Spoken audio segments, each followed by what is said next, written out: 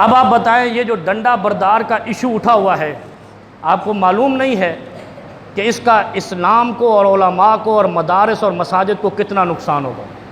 اس لیے کہ ابھی تو لوہا گرم ہے، سارے تجزیے کر رہے ہیں، تقریریں کر رہے ہیں، سب کچھ کر رہے ہیں۔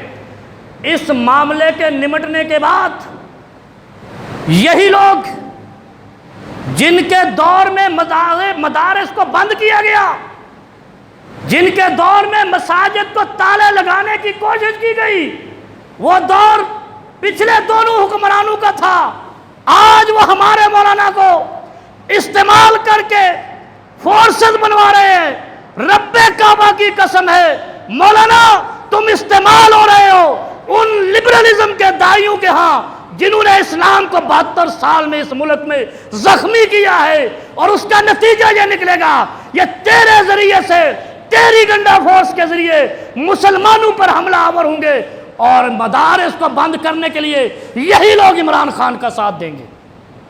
اور تم کہتے ہو ہم نے بڑا کام کرنا ہے، اور تم نے ایک بھی ایسا دھرنا 40 سالہ سیاست کے اندر اسلام کے غلبے اور نفاذ اسلام کے لیے نہیں دیا ہے۔ مجھے آپ پر رحم آ رہا ہے، آپ اسلام کو بڑا نقصان پہنچانے جا رہے ہیں۔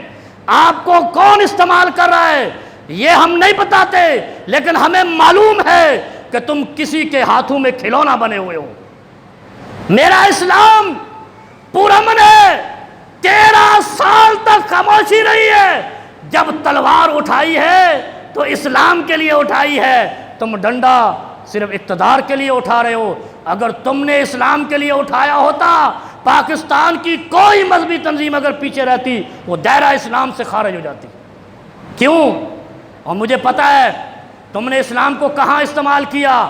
تم نے 87-88 کے اندر ایک شریعت بل لائے تھے، اس شریعت بل کو میرے قائد علامہ احسان الہی ظہیر نے کہا یہ فرقہ وارانہ بل ہے، تم نے کہا ہم پاس کروائیں گے، تمہاری کیا حیثیت ہے؟ علامہ احسان نے کہا تھا جاؤ تمہیں چیلنج ہے، تم پاکستان میں یہ بل شریعت بل پاس کر کے دکھاؤ، اگر یہ بل پاس ہوا پاکستان میں آگ اور خون کھیلا جائے گا، اور وہ پاس نہیں ہو سکا۔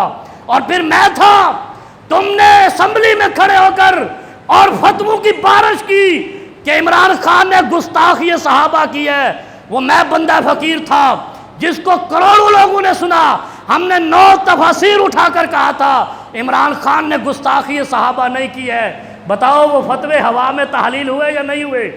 اور پھر اقوام متحدہ میں اسی وزیر اعظم نے اسلام کے حق میں کلمہ بلند کیا، ہم تھے جنہوں نے کہا یہ اسلام کا داعی بن گیا ہے۔ وہ کہاں ہے تمہاری ساری سازشیں؟ اور آج ابھی تمہیں بتاتا ہوں کہ تم یہ لاٹھ بردار کے ذریعے اسلام کو ناقابل تلافی نقصان پہنچاؤ گے۔ اس چیز سے باز آ جاؤ۔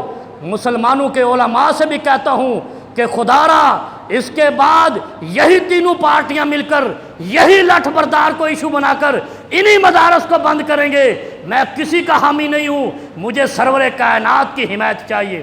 اور میں آپ کو یہ بھی بتا دوں کہ جہاں سے تم رہنمائی لے رہے ہو وہ پاکستان کا کوفہ ہے۔ اللہ کے نبی صلی اللہ علیہ وسلم نے کوفے کے بارے میں فرمایا تھا کہ اسلام کو یہاں سے گرم ہوائیں آئیں گی، اسلام کا نقصان ہوگا۔ آج جہاں سے تم رائے سے لے رہے ہو اپنی گائیڈ لائن، وہ بھی اسلام کو نقصان اور پاکستان کو نقصان پہنچائیں گے۔ اور کل آپ کے وزیر اعظم نے یہ کہا ہے کہ دنیا کا کوئی بھی بڑے سے بڑا آدمی ہو میرے نبی کے جوتے کی خاک کے برابر نہیں ہے۔ اس سے بڑی بات کیا ہو سکتی ہے؟ میں یہی گزارش کرتا ہوں کہ اس احتجاج کو روک دیں، اس سے اسلام کو بڑا نقصان ہونے والا ہے۔ اور ایک اعلان اور کر دوں، مرکزی جمعیت عالمی انٹرنیشنل فورم کے ذمہ دار کی حیثیت سے اور مرکزی ذمہ دار کی حیثیت سے پاکستان کے اندر کوئی اہل حدیث ادارہ، کوئی جماعت، کوئی تنظیم اس احتجاج کا حصہ نہیں بنے گی جس احتجاج کا مقصد اقتدار ہے، اسلام کا نفاذ نہیں ہے۔ ہاں اگر کوئی چند ایک رائیونٹ سے ٹکٹ لینے کے لیے شریک ہوتے ہیں، ان کی کوئی حیثیت نہیں ہے اسلام کے غلبے کے لیے۔ جب اس وطن میں اسلام کو خطرہ ہوا، رب کبریا کی قسم ہے ہم آگے آئیں گے، ہم گولیاں کھائیں گے، ہم نے کھائی ہے۔ ہمارے علامہ احسان الہی ظہیر اسی اسلام اور ختم نبوت کے دفاع میں شہید ہوئے ہیں، اور ہمیں بھی اس چیز کی پرواہ نہیں ہے کہ ہم ناموس رسالت پہ اپنی جان پیش کر دیں، لیکن یاد رکھیں کسی کے ہاتھوں میں کھلونا ہم نہیں بنیں گے۔ اسلام کا معنی سمجھو، اسلام کا درس امن سمجھو، اسلام کو پھیلانے کا طریقہ سمجھو، اسلام کے غلبے کا طریقہ سمجھو۔ اپنی خواہشات پوری نہیں ہوئی تو اسلام کو لوگوں کے ہاتھوں میں کھلونا نہیں بناؤ۔